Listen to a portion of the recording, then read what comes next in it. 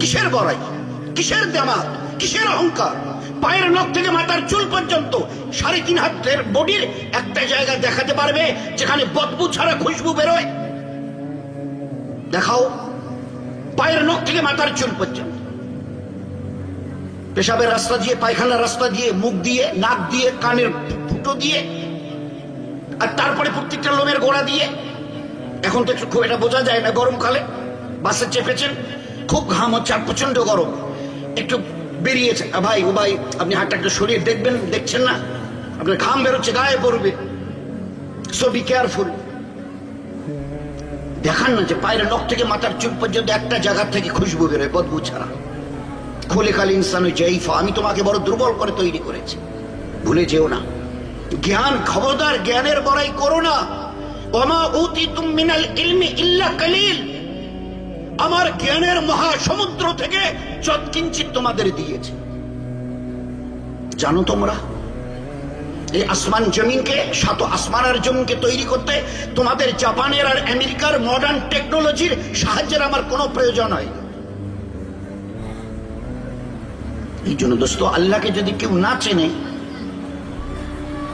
তো সেই ভালো জানবে যে আমার আসল পরিচয় কি, যে তার বানানোওয়ালাকে এখনো চিনেনি। সবাইকে আমরা চিনতে চেষ্টা করেছি এক্সেপ্ট মাই ক্রিয়েটর, আমার স্রষ্টাকে।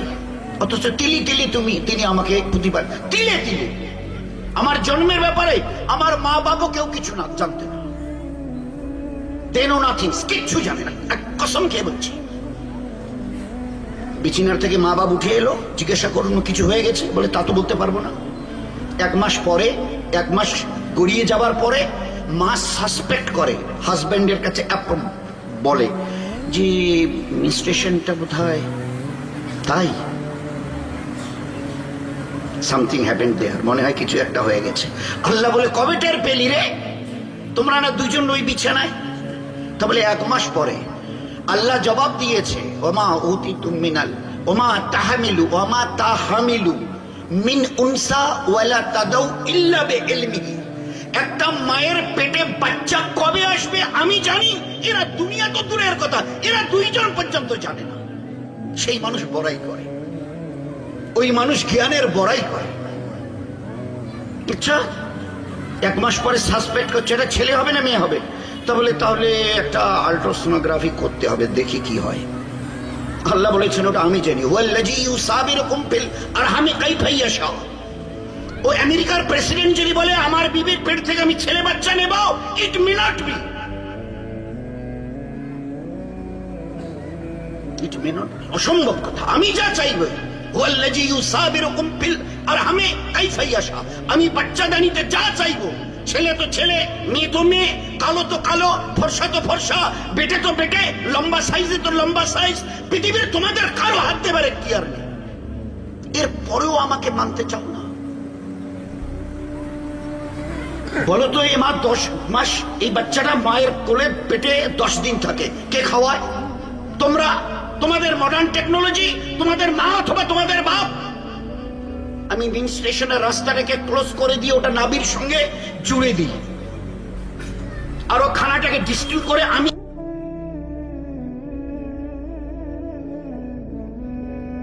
আলো 20 দিন যেদিন পূর্ণ হয় কাটায় কাটায়, আজকের মডার্ন সায়েন্স বলছে, নয়তো 1000 বছর পিছনে দাঁড়িয়ে উম্মি নবী কোরআনের আয়াত পড়ে শুনিয়েছে। 120 দিন যেদিন কাটায় কাটায় পূর্ণ হয়, আল্লাহ একজন ফেরেশতাকে দিয়ে ওই বাচ্চার ভিতরে রূহ এবারে দাখিল করে। সায়েন্স বলছে হঠাৎ কোত্থেকে যেন তার মধ্যে একটা মুভমেন্ট চলে আসে বাচ্চার মধ্যে 120 দিনের মাথায়, হঠাৎ সাডেনলি। আল্লাহ বসে সব সাডেন পাটেন কিচ্ছু নেই, ওরা তোমরা বলতে পারো, আমি আল্লাহ বলি না। আমি অন্ধকারে ছুড়ে নেওয়ালা আল্লাহ নই। আমি ওই বাচ্চার জিসমে রূহ, আমি রূহ ফুকিয়ে দিই, একটা ফেরেশতাকে, নির্দিষ্ট ফেরেশতাকে দিয়ে তার ভিতরে রূহ পৌঁছাই। যতদিন রাখতে চাই ততদিন থাকবে, যেদিন আমি তুলে নেব বাস ও রূহ বেরিয়ে চলে আসবে, তোমাদের শরীর নিতর হয়ে পড়ে থাকবে, পচবে, সরবে, গলবে। দোস্ত, আল্লাহকে চিনতে চাই। আল্লাহ যদি জিজ্ঞাসা করে, হ্যাঁ রে, আচ্ছা তোমাদের মায়ের পেটে বাচ্চা এলো, এই 9 সাড়ে 9 মাসের মাথায় দুনিয়ার কোন মডার্ন সায়েন্স ওই মায়ের সিনাতে দুধ ভরিয়ে দিয়েছে? বলো তো, বলো না। করেছে কোনো ব্যবস্থা? মায়ের পেটে বাচ্চা এসছে, এখন থেকে আধা কিলো করে রোজ যেন দুধ খায়, কারণ এরপরে দুই 10 দিন নয়, 2-1 বছর নয়, আড়াইটা বছর তাকে সিনার দুধ পান করাতে হবে। তো ওখানে তো একটা ক্যাপাসিটির দরকার, ওখানে তো একটা ক্যাপাসিটির দরকার, ম্যানেজমেন্টের প্রয়োজন আছে। এমন এমন গরিব মানুষকে আমরা দেখেছি বছরে 1 পোয়া দুধ চোখে দেখেনি, 1 পোয়া 250 গ্রাম দুধও বছরে দেখেনি, এত গরিব। কিন্তু বাচ্চা যখন পেটে আসে, প্রসবের সময় হয়ে আসে, আল্লাহ বলে আমি আমার কুদরতের থেকে ওর সিনাকে আমি আল্লাহ ভরাই, আমি আল্লাহ ভরাই। এই দুধের ফাংশন তা বলে তোমাদের কি শোনাবো? কাশ্মীরের নাম শুনেছ? আজকের এই খবরের কাগজে এসে প্রায় 2.5-3 ফুট পর্যন্ত বরফ জমে গেছে শ্রীনগরে, লেকের ওই ধারগুলোতে, লেকে আর রাস্তায় গাড়িগুলো দেখাই যায় না। 2.5-3 ফুট বরফ, টেম্পারেচার মাইনাসে চলে এসে, 0-র নিচে। আচ্ছা, যেভাবে বরফ পড়ছে আর ঠান্ডা হচ্ছে, আচ্ছা মা যে বাচ্চাকে দুধ দিচ্ছে, ওর শরীর আর ওর দুধ যদি ওই টেম্পারেচারের আনুপাতিক হারে ঠান্ডা হতো, এই দুনিয়ার ইনসান জবাব দেবে একটা বাচ্চা দুনিয়ায় বাঁচত? বলো না। নিউমোনিয়া, সিঙ্গেল, ডাবল, ট্রিপল, তারপরে একটা বাচ্চা 3, 4, 5, 7 দিনের বেশি বোধহয় দুনিয়ায়। কঠিন ছিল বাচ্চা। ওখানে ওর টেম্পারেচারকে আমি কন্ট্রোল করি, ও দুনিয়ার নিজামওয়ালা কেউ করে না, আমি কন্ট্রোল করি।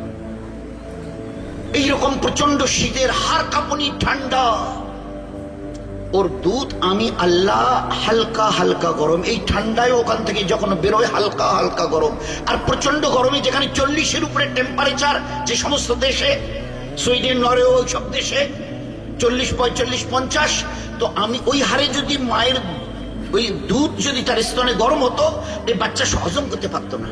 ফের আমি ওখানে ওর বুকে ও টেম্পারেচারে নামিয়ে দিই, একটা নর্মাল পজিশনে আনি, যেন এই বাচ্চার জন্য কমস কম অসুবিধা না হয়। এরপরেও আমার ইবাদত বলে না না না না না না করছো। জন্মের পরের দিন থেকে নিয়ে লম্বা হচ্ছে, জন্মের, আমার দিকে থাকান, জন্মের পরের দিন থেকে, সেদিন থেকে লম্বা হচ্ছে। তারপরে মাস 5, 6, 7 মাথায় একটু করে দেখা দিয়েছে, বাবা মা খুশি, দুধ দাঁত বেরিয়েছে, দেখেছো? স্বামীকে দেখায়, একে দেখায়, শাশুড়িকে দেখায়, দেওরকে দেখায়, বাচ্চার দাঁত এসছে। আচ্ছা তাই? কোথায়? এই যে এই সামান্য একটু ওটা শুরু করেছে। আচ্ছা বলেন তো দোস্ত, আমরা কোন মা বাপ বাচ্চার ওই দাঁত ওঠাটাকে এতটুকু হওয়ার পরে এমন ব্যবস্থা করে দিয়েছি আর যেন না বাড়ে, রুখে দিয়েছি? আমরা বাবা মা পারিনি। ও বড় কোনো সায়েন্স ডাকে, বৈজ্ঞানিক ডাক্তারকে, যে দাঁতগুলো তো বড় হতে হতে এতটা হলো, আর যাতে না বাড়ে একটা ব্যবস্থা করুন। করেছি? বলেন না। যে হারে তোমাদের চুলকে আমি রোজ বাড়াই, এই দুনিয়ার ইন্টেলিজেন্সরা যারা আমাকে এখনো চিনতে চেষ্টা করনি, আমার কুদরতকে এখনো যারা বুঝতে চেষ্টা করনি, জবাব দেবে তোমাদের এই চুলের আনুপাতিক হারে যেভাবে চুল রোজ বাড়ে, মাসে 2 মাসে কাটতে হয়। আচ্ছা আমিও তো দাঁতকে ওখান থেকে, ওই গোশের মাঝখান থেকে বার করেছি, বেরিয়ে বেরিয়ে বেরিয়ে এতটা। আচ্ছা তারপরে যদি আর একটু লম্বা করে করে আমার দিকে দেখেন, এতটা যদি করতাম, তোমাদের চেহারাগুলো কেমন হতো? তোমাদের লজ্জা করে না?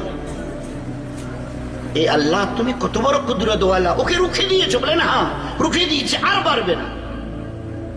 এগুলো বলে রোজ বাড়বে। হাত পায়ের নখ, গোস্তের মাঝখান থেকে নখগুলো এও শক্ত, বলে এ রোজ বাড়বে। কিন্তু দাঁত বলে তোমাদের দেখলে লোক মানে আটকে উঠে ওখানে হাট ফেল করে মরে যাবে, এ তো রাক্ষসের মতো এক ভয়ানক চেহারা, 2 দিকের দাঁত এইরকম হয়ে আছে। প্রতিটি সেকেন্ডে আমার দয়ায় প্রতিপালিত হয়েও আমাকে স্রষ্টা বলতে, আল্লাহ বলতে, খালিক আর মালিক বলতে তোমাদের বিবিকে বাদে। আচ্ছা বড়াই করার মতো কি আছে তোমাদের? আমাকে দেখাও। কি আছে মানে আমাদের এখন 20, 22, 25, 30 চলছে, এইরকম যদি করি না এইটা ফুলে এইরকম হয়। আচ্ছা, চোখের এই পাতাগুলো যদি আর একটু খুলে দিই তো লাল চোখ বাড়ায়, লোক দেখলে কাঁপতে থাকে। আল্লাহ বলেছে আচ্ছা আমি যদি একটু হায়াতটাকে লম্বা করে দিই, 90, 100, 110, 20, 30, তো এটা এরকম ফুলবে তো, এ চোখ লাল হবে তো, মাসল দেখাতে পারবে তো? বলো না। আল্লাহ জানতে চেয়েছেন আগে। আল্লাহ পাক ওই জন্য এটার আজীব প্রোডাক্ট সৃষ্টি করার, এই জন্যে সমস্ত রহস্যকে আল্লাহ খুলে দিয়েছেন মানুষের সামনে কোরআনে কারীমের দ্বারা। কোরআনে কারীম এক মহাগ্রন্থ, ইয়াসিন ওয়াল কোরআনে, এটা মানে বিজ্ঞানের ভান্ডারে কোরআন। এই কোরআন এটা মহাবিজ্ঞান একটা। আমার তো ভাই ক্ষুদ্র জ্ঞানে যতটুকু জানা আছে, আপনারা কে কতটা ভেবেছেন জানি না, আজকের মডার্ন সায়েন্স এবং তার ডেভেলপড উন্নতি যেখানে এসে আছে, আমার নবীর বোধহয় ওই জায়গায় নয়, আরো বোধহয় অনেকটা গিয়ে তারপরে তার চলা শুরু হবে। এমন নবীকে আল্লাহ দিয়েছে। উম্মি নবী, নিজের নাম নিজে লিখতে পর্যন্ত পারতেন না, আক্ষরিক জ্ঞান আল্লাহ তাকে দেয়নি। কিন্তু দুনিয়ার এমন কোন এলেম, চাই দুনিয়ার ফিজিক্স, লজিক্স, হিউম্যান যা কিছু আছে, কেমিস্ট্রি, ম্যাথমেটিক্স যা কিছু আছে, এমন কোন এলেম নেই যা আল্লাহ তার সিনাতে বড়ায়নি। কিসের বড়াই করছে?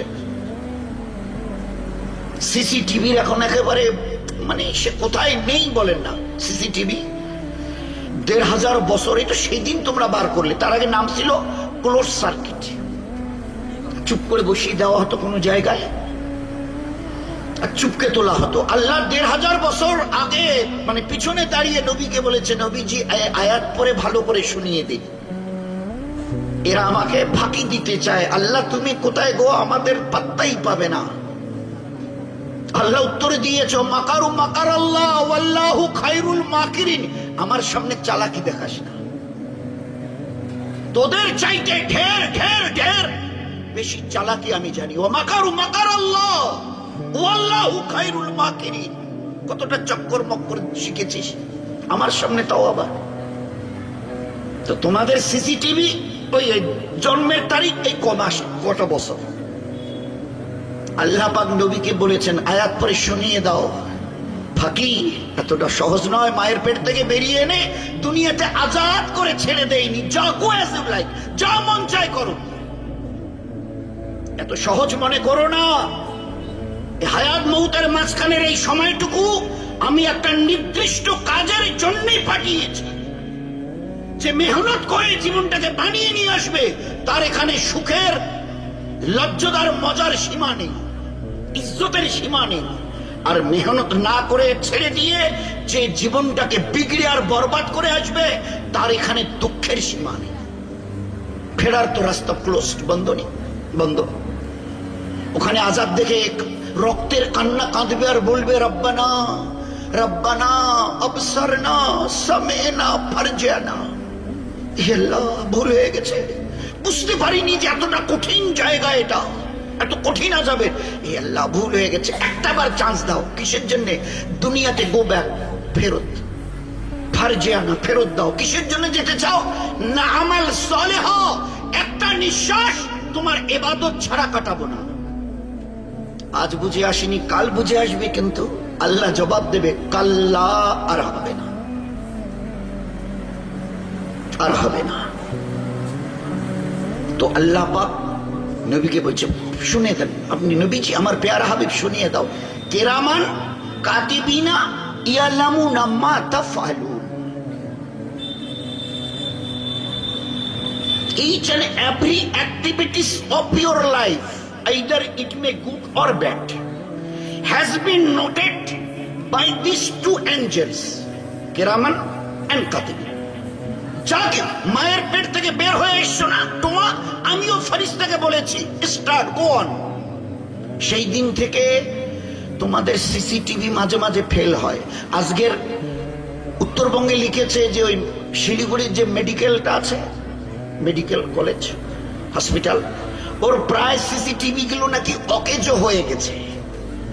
আল্লাহ বলেছে কিরামান কাতিবিনা ইয়ালামুনা মা তাফালুন, এমন সিসিটিভি আরে রক্ষণাবেক্ষণ করেনেওয়ালা কিরামান কাতিবিন, এক সেকেন্ডের জন্য এদের চোখে নিদ্রা তো দূরের কথা, তন্দ্রা পর্যন্ত আসে না। ছোট থেকে ছোট আমাল, ভালো অথবা মন্দ, ভালো যখন কিছু করো এ লেখে, মন্দ যখন কিছু করো এ লেখে। দুইজনকে দুটো সাবজেক্ট দিয়ে ওখানে বসিয়ে দেওয়া হয়েছে। কতদিন নোট করবে? Till the day of death, তোমার মৃত্যুর দিন পর্যন্ত। বলো ভাগবে কোথায়? বলে আমি এখন আসমানে উড়বো, অনেক দূরে, সে একেবারে রকেটে করে একেবারে সেই অনেক দূরে। তো কেরামান কাতিবিনকে কোথায় ছেড়ে যাবে বলুন না? আমি দরিয়ার অতল তলে তলিয়ে যাব সাবমেরিনে করে, তো কেরামান কাতিবিনকে কোথায় দুনিয়ায় রেখে যাবে? ও তো পানিতে নামতে পারবে না। আছে নাকি ওরকম ব্যবস্থা? এই জন্য দোস্ত এগুলো ভালো করে বুঝি। আর কসম দিয়ে বলছি, প্রতিটি মুহূর্তে এই যে হাওয়া নিঃশ্বাস নিচ্ছি না, অক্সিজেনের যে রেশিওটা 20, এটা আল্লাহ কন্ট্রোল করছে। একটু যদি বাড়িয়ে দেয় কমিয়ে দেয়, আমরা কেউ জীবন নিয়ে দুনিয়াতে চলাফেরা করতে পারবো না। ও উপরওয়ালার এটা বড় মেহেরবানি যে তিনি আমাদের হায়াত দিয়ে জমিনে ছেড়ে দিয়েছেন। দিনকে ভালো করে বোঝো, ইমানকে ভালো করে বোঝো, ইসলামকে ভালো করে বুঝে জীবনটাকে তৈরি করো। ইসলামিক জীবন ব্যবস্থা এইরকম যে সত্যি যদি তুমি পুরুষ হও অথবা মেয়ে ছেলে, ইসলামিক জীবন ব্যবস্থা যদি তোমার কাছে থাকে, তাম দুনিয়ার মানুষের সামনে চোখের তারা হয়ে থাকতে পারবে। চোখের তারা, চোখের তারা। দিন এইরকম।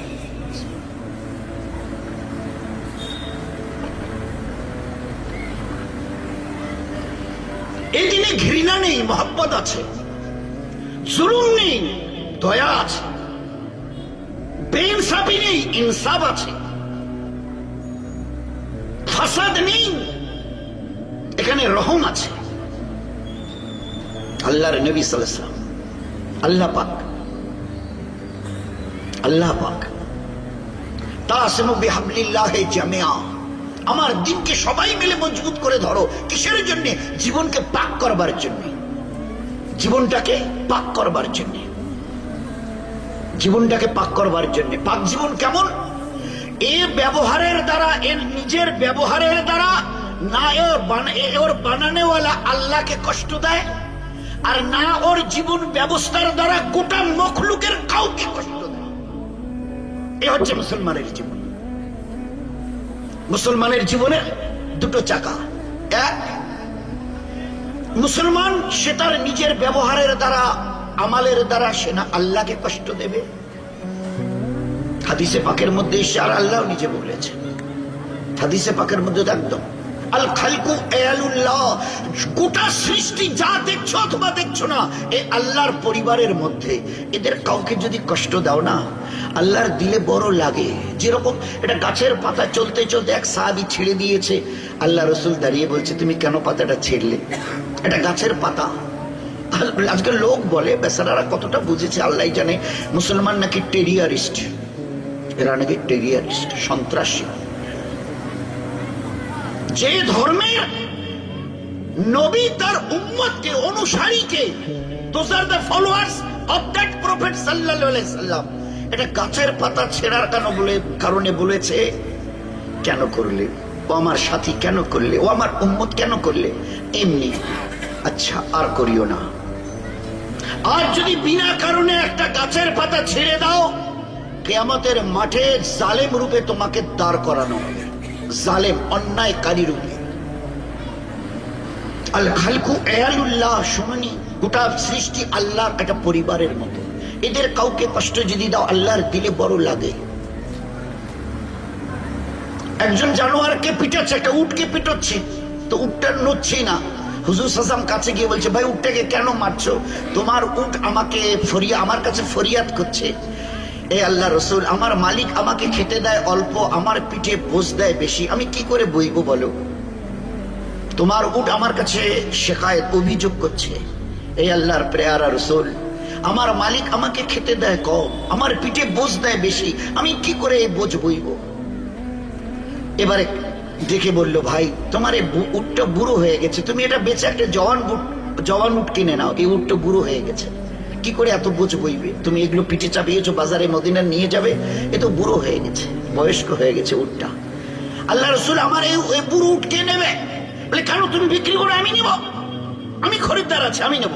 আচ্ছা আপনি নেবেন? বলে আমার পরে বলো কত চাও। দাম বললো, নবীজি নিয়ে নিল। এবারে ও যখন উটটা নবীজির হাতে তুলে দিলেন, তো গলার দড়িটা খুলে দিয়ে উটের পিঠে হাত বুলিয়ে বলছে, তুই আজকের থেকে আজাদ, কেউ তোকে মারবে না, তুই চলে যা, আজ থেকে কেউ তোকে মারবে না। হাইওয়ান জানোয়ারের সঙ্গে কিরকম ব্যবহার! আল্লাহ রসুল আমাদের পড়োশি একটা মেয়ে ছেলে, সারা বছর রোজা, সারা বছরের রাত ইবাদত, একটা বিড়ালকে একটু বেঁধে কষ্ট দিয়ে খেতে দেয়নি, ওই অবস্থায় মরে গেছে। কি হবে এর? সারা বছর রোজা, সারাটা বছরের একটা রাত সে ঘুমায় না আল্লাহর ইবাদত ছাড়া। একটা বিড়ালকে বেঁধে রেখেছিল, খেতে দেয়নি, মরে গেছে। কি হবে? আল্লাহর নবী সাল্লাল্লাহু আলাইহি সাল্লামের 1 সেকেন্ড লাগেনি উত্তর দিতে, ও ছেলেটা জাহান্নামে যাবে। ইসলাম নামাজ, রোজা, হজ, যাকাতের শুধু কথা বলার জন্য আসেনি। এমন একটা জীবন ব্যবস্থা যে চিন্তা করতে পারবো না, চিন্তা করতে পারবো না যে স্রষ্টার সঙ্গে আমাদের ব্যবহার কি হবে, সৃষ্টির প্রতিটি মখলুকের সঙ্গে আমাদের ব্যবহার কি হবে।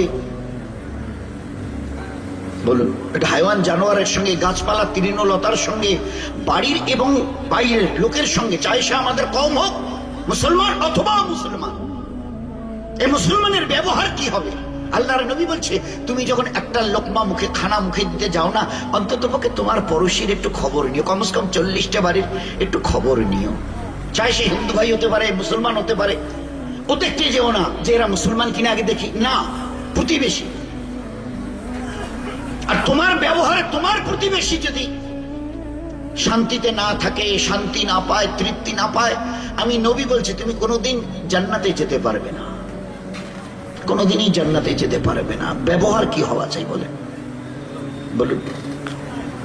তো হর লাইনে এই ঈমানওয়ালাকে শেখানো হয়েছিল, তোমার স্রষ্টার সঙ্গে, আল্লাহ যে তোমাকে দুনিয়াতে পাঠিয়েছেন, যার কাছে ফিরে যাওয়া ছাড়া তোমার কোনো রাস্তা নেই, যে কটা দিন তিনি দুনিয়াতে তোমাকে বাঁচিয়ে রাখবে তার দয়ায়। যত ভাই এসছে, মা বোনেরা যত আছে, পাশের ভাইকে জিজ্ঞাসা করেন, হ্যাঁ ভাই তোমার বয়স কত? বলে 42 বছর। আর কতদিন বাকি আছে জিজ্ঞাসা করেন তো কি উত্তর দেয়? আমি জানি না, I know nothing about my age. কে জানে? কে জানে? Who is that power? কেউ এই সত্তা যে আমার বয়সের খবর রাখে? আজ আমরা আল্লাহর ইবাদত, জওয়ানি বলে আল্লাহর ইবাদত ছেড়ে দিয়েছি, একটা অবস্থায় এসেছি বলে ইবাদত ছেড়ে দিয়েছি, না এসবের প্রয়োজন নেই। আচ্ছা আল্লাহ বলেছেন, আমি যদি তোর হায়াতটাকে একটু বড় করে দিই, তুই তখন কি করবি? আজ এই জমিনে, আমার জমিনে দ্বন্দ্ব নিয়ে বেড়াচ্ছিস, আচ্ছা তোর কি এতটুকু হুঁশ নেই আগামীকাল তোকে এই জমিনের নিচে পুঁতে দেওয়া হবে, তখন তোর পরিণতি কি হবে? তুই তো এক ফোঁটা মনির কাতরা ছিলি, একটা মনির কাতরা, নাপাক কাতরা ছিলি, ওর থেকে আমি তোকে এই পয়দা করেছি, তোকে আবার ওই মাটিতে পুঁতে দিলে তোকে আমি দোবারা জিন্দা করতে পারবো না। এই কথাটা কে বলেছে তোকে? আমাকে নাম বলবি যে আল্লাহ এক বিন্দু নাপাক মনি থেকে তোকে এইভাবে খালাকনাল ইনসানা ফি আহসানি তাকওয়িম, এত সুন্দর চেহারা দান করেছে, এক বিন্দু পানি। কি করে বললে যে আমি মরে যাওয়ার পরে আল্লাহ আমাকে খুঁজে পাবে না? অথচ তিলে তিলে আল্লাহর দয়ায় আমরা মানুষ হচ্ছি, প্রতিপালিত হচ্ছি। আচ্ছা একটা ছোট মিসাল দিয়ে, একটা ছোট, বৃষ্টি ফোঁটা ফোঁটা করে পরে 2 দিন 3 দিন 4 দিন পর্যন্ত আমরা বৃষ্টি হতে দেখেছি, একেবারে আল দোয়াল সব ভরে যায়, যেদিকে তাকাবেন পানি পানি, লোক আর ঘর হতে পারে, যেদিকে পা ফালবেন কাদাই কাদা, কাদাই কাদা, কর্দমাক্ত সব। আচ্ছা এত পানি আসমান থেকে পড়লো, 2 দিন 3 দিন 4 দিন ধরে আল দোয়াল সব ভরে গেছে দোলার জমিনের। আচ্ছা ও উপরওয়ালা যদি ফোঁটা ফোঁটা না করে এই আকারের যদি দিত, 2, 5, 10, 20, 50 কিলো করে যদি ফেলে দিত, এ দুনিয়ার ইনসান আমাকে উত্তর দেবে কটা দুনিয়াতে আমার জমিনের উপরে চলনেওয়ালা বেঁচে থাকতে? বলো না। 3 দিন ধরে, 4 দিন ধরে, 7 দিন ধরে নাগারে বৃষ্টি হচ্ছে লাগাতার, ডে অ্যান্ড নাইট, মুষলধার। আমি ওইটা ওই বৃষ্টির ফোঁটাকে অতটুক করে না ফেলে যদি বড় আকারে ফেলতাম, 10, 20, 50 কিলো, 100, 200, 500 কিলো, কোন ঘরটা বাঁচত? তোমরা কে বাঁচতে? এরপরেও চোখে দেখছো প্রতিনিয়ত আমার দয়া, তারপরেও আমার ইবাদত। এই জন্য দোস্ত, দিনটাকে ভালো করে এই জন্য বোঝার দরকার, আল্লাহর হক কি আর সৃষ্টির হক কি, স্রষ্টা আর সৃষ্টি।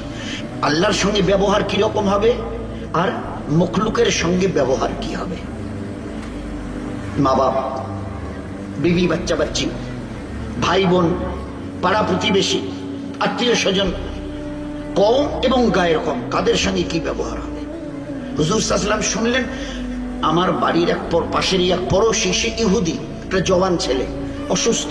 আচ্ছা, আল্লাহ রাসূল মসজিদে বসে কথা বলছিলেন, দিনের কথা, ওই অবস্থায় খবরটা শুনেছে, শুনেই সঙ্গে সঙ্গে উঠে গেছে, উঠে দাঁড়িয়ে বলছে, আমি ওই ইহুদির ছেলেটাকে দেখতে যাচ্ছে, ও নাকি অসুস্থ, যদি তোমাদের কারো দিল চায় আসতে পারো, আমি গেলাম বলে আল্লাহ রাসূল মসজিদ থেকে বেরিয়ে হাঁটা দিয়েছে।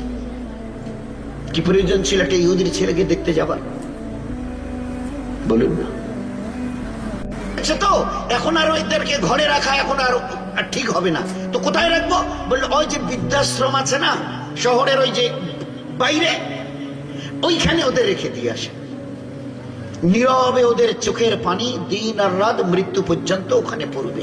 কোনোদিন আর আদরের নাতিকে নাতনিকে কোলে একটু নিয়ে আদর করা, দাদা ভাই দিদি ভাই বলা, এদের যেন আর কপালে না জোটে। আল্লাহ রসুল বলছে, খবরদার ও কাজ করিস নে। এ বাপ, বৃদ্ধ বাপ, এ তোর জান্নাতের দরওয়াজা, এই বৃদ্ধা মায়ের পায়ের নিচে তোর জান্নাত। এমন ব্যবহার এদের সামনে করিস না, এদের জবান থেকে আহ এই শব্দটা বার হয়, এদের জবান থেকে তোমাদের ব্যবহারে যদি আহ বার হয়, আমার আল্লাহর আরশ কেঁপে উঠে। ওলামা হযরতদের জিজ্ঞাসা করবেন, সমস্ত গুনার আসল যেটা আযাব, ওটা মরণের থেকে শুরু হবে, মৌতের থেকে। মৌত, কবর, কিয়ামত, মিজান, পুলসিরাত, শেষে জাহান্নাম। শুধু একটি মাত্র আযাব আছে যেটা দুনিয়াতে আল্লাহ শুরু করবেন, সেটা কি? মা বাপের নাফরমানি। সমস্ত আমালের বদামালের আযাব মৌতের পর থেকে শুরু হয়। একটি নাফরমানির গুনাহ দুনিয়ার থেকে আল্লাহ শুরু করেছেন, সেটি হচ্ছে মা বাপের নাফরমানি। এদেরকে চেনো, খবরদার। বুড়া বুড়ি, ওর কোথায় লেখা আছে সব, আদবের সঙ্গে তাদের কাছে যাও, তাদেরকে ডাকো। তোমার এই বৃদ্ধ মা বাবা, বৃদ্ধা মা যদি তোমার দিকে একবার তাকায়, আমার ছেলেটা সত্যি কত ভালো, মেয়েটা সত্যি বড় ফরমাবরদার, তো আল্লাহ রসুল বলেছেন, একবার যদি তাকায় তো একটা মকবুল হজের সব। আল্লাহ রসুল যদি 10 বার দিনে তাকায় তো 10টা মকবুল হজের সব। আল্লাহ রসুল মা বাপ যদি প্রতিদিন 100 বার করে ওইভাবে তাকায় ছেলেদের দিকে, স্নেহের নজরে, ওই রকম ভাবে মহব্বতের নজরে, না সত্যি ছেলে দুটো, আমার মেয়েটা ভালো, তো আল্লাহ রসুল উত্তর দিয়েছেন, 100 বার যদি দিনে তাকায় 100টা মকবুল হজের সওয়াব তোমাকে দেওয়া হবে। হজ কাকে বলে জানি? আল হজ্জাল মাবরুর লাইসা লাহু জাযাউল ইল্লাল জান্নাত। যে আল্লাহর জন্য হজ করেছে, এই হজের বদলা সিধা তাকে জান্নাতে পৌঁছে দেওয়া হবে। আর আমাকে 100টা হজ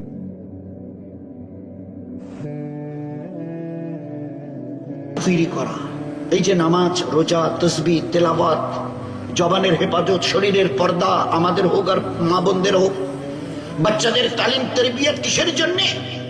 জীবনটাকে ভালো করে বুঝবার আর বুঝে মেহনত করে তৈরি করবার জন্যই আল্লাহ দিয়েছে।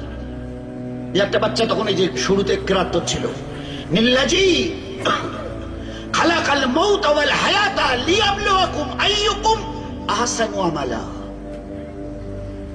জন্ম আর মৃত্যুর মাঝখানের এই হায়াত রং তামাশার জন্য আমি আল্লাহ দেইনি।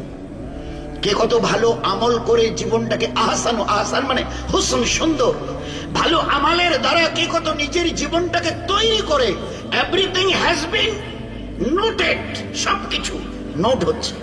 কাল কিয়ামতের ময়দানে